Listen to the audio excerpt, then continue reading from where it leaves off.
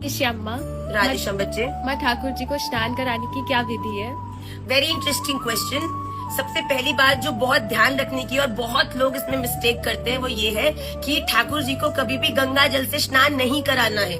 गंगा जी का उत्स जो है वो ठाकुर जी के श्री चरणों से हुआ है, इसलिए आप जब ठाकुर जी को स्नान कराते हैं तो उनके सर पे गंगा जल नहीं डालते।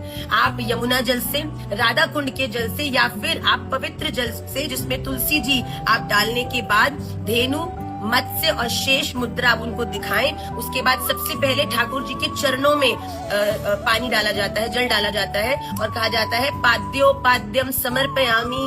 उसके बाद उनके हाथों पर जल डाला जाता है, कहा जाता है हस्त्यो अर्घ्यम समर्पयामि। फिर उसके बाद उनके मुख पर जल डाला जाता है, कहा जाता है मुखे आचमनीयम समर्पयामि। और फिर आखिरी में उनके सर पर जल डाला जाता है और कहा जाता है सर्वांगे स्नानियम जलम समर्पयामि।